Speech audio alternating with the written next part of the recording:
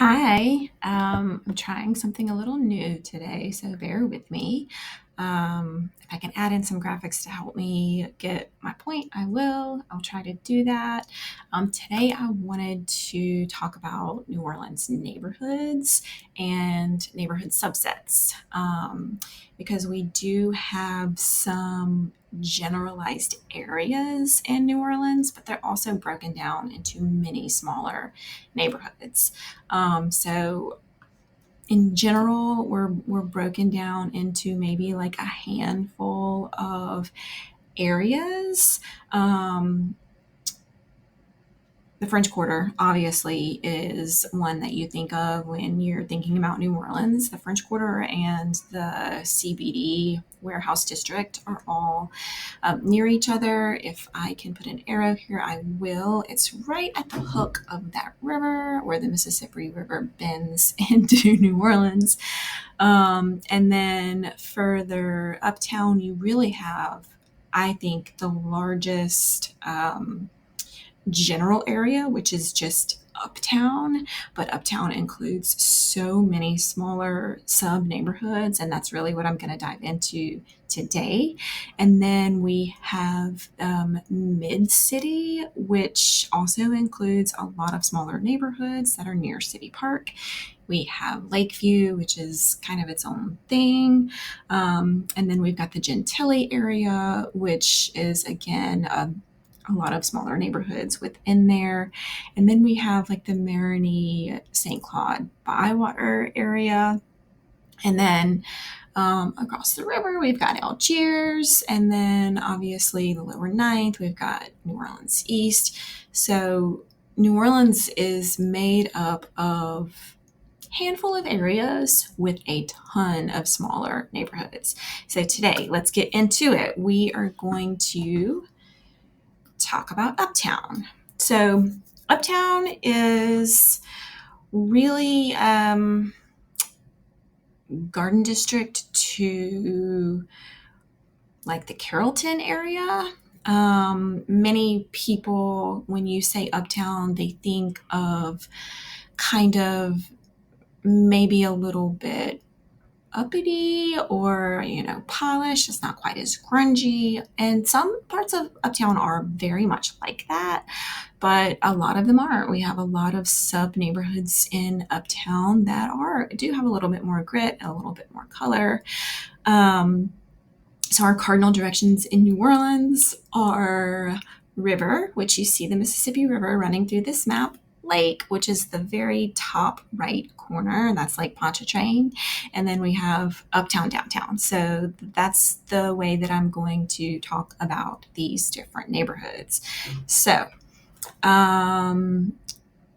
just up from the CBD, the Central Business District, is you'll see Central City and the Lower Garden District. So from there all the way up here to where you see the Leonatus, that's River Bend, or Leonidas, that a lot of our words in New Orleans are pronounced a lot of different ways. But so that's what we're going to be talking about today from that area all the way. It's like this part of the map. So more famous would be the Garden District, which you see is just a very small little square there in New Orleans. But a lot of people don't realize that the Lower Garden District and the Garden District are categorized as two different neighborhoods. They are very similar, but they're don't try to combine them. So Lower Garden District is going to be closer to the I-10 overpass, going to be closer to the convention center.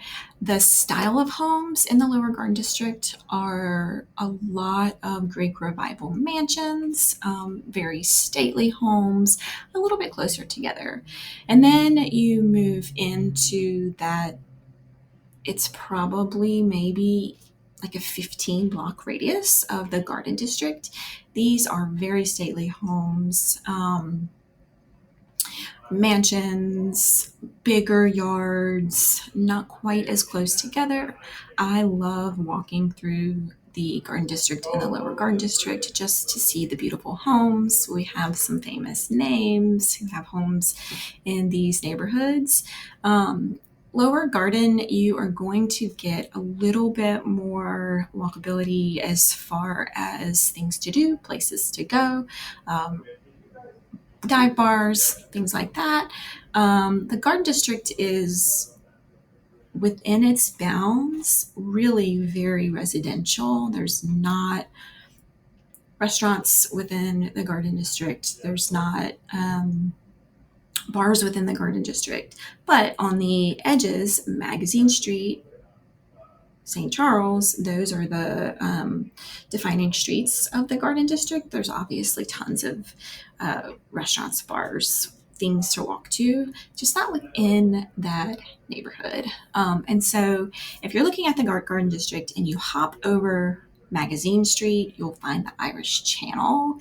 This was traditionally, it's got its roots more in the working class. So you have a lot more multi-family homes in the Irish Channel, a lot more shotgun in the Irish Channel. They are, in general, a little bit smaller than what you might find in the Garden District and the Lower Garden District. A lot more colorful, a lot more like maybe gritty feel. People, you have your Tracy's or your parasols, like your true corner dive bars in the Irish Channel, which I love. Tracy's is no longer here; they just closed. Homes are.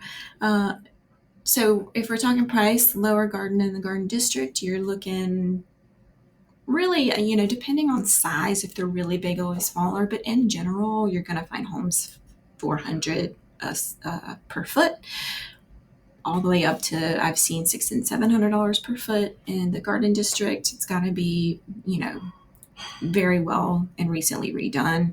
Irish Channel, you're going to be closer to maybe like the 250 to 350 per square foot in that area. Irish Channel again has lots of walkability, a few little parks. There's a rec center on Chapatulas and Magazine. So if you keep walking uptown, you will see East Riverside and Toro, and those are just split by Magazine Street. Toro is going to be more medical corridor. East Riverside, to me, feels like a more recent neighborhood. I might have just missed it before. I always considered East Riverside just part of the Irish Channel, but it is its own little neighborhood.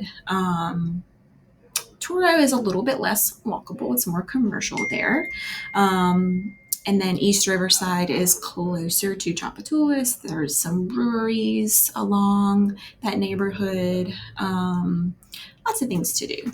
And then you get to a little area that is just called Uptown. I just consider that part of everything else. Freret is its own tiny little pocket, which has had a great resurgence in the last maybe I don't know, 10 to 8 years. Freret has really come up, a lot of renovations in the area. It's called the Freret Corridor. That's the name of the street. There are tons of new restaurants there, tons of new bars there, lots of things to do, gyms. It's all very, very walkable. So that is split. I think in this map, that line is Freret, and then you have Uptown. Lots of walkability, lots of parks, grocery stores, everything you might need. And then as we keep marching towards, all the way towards the river, all the way uptown, you're going to get to Audubon, which is really kind of just encircles Audubon Park, which is outside of City Park, our largest park in New Orleans. There's a golf course there. Our zoo is located there. There are baseball fields and all kinds of stuff in Audubon Park. There are multiple playgrounds. There's water with ducks and wildlife there. It's really beautiful. Audubon is also, the closer you get to the park, it's very desirable prices skyrocket down there. It's also really, really hard to find a home in Audubon. They come on the market very rarely. And then you have just on the other side of the park, this tiny little corner called Black Pearl. These homes are going to be a really good mix of single family and multifamily. Really nice, not quite as grand as maybe your Audubon or your Garden District. And then if you keep going, we're going to just kind of make our little loop. We've got the Leonidas neighborhood, the Fontainebleau neighborhoods, Broadmoor. So Broadmoor and Fontainebleau are very similar. These homes aren't quite as old and historic as your Garden District Irish Channel, but they're still going to be 100 years old. A lot of homes in the Fontainebleau Broadmoor area are raised. Because that is a little bit lower lying, it floods a little bit more, and so those homes are raised. And then we get to Central City, where we've made our little loop all the way back down. Central City is still having a resurgence. It's still coming up. There are tons of new renovations in Central City, new builds in Central City, and you can really, really get a great deal in Central City. The prices in some blocks are still $150, $250 a foot. It's not as walkable as maybe some of the other areas, but it's getting there. Lots of things coming to Central City. So that's your general breakdown of Uptown. Lots of different neighborhoods within the Uptown neighborhood itself. This is about all the video editing I can do for today. I'm going to get better, but comments, questions, reach out if you have anything to add. Would love to hear your opinion.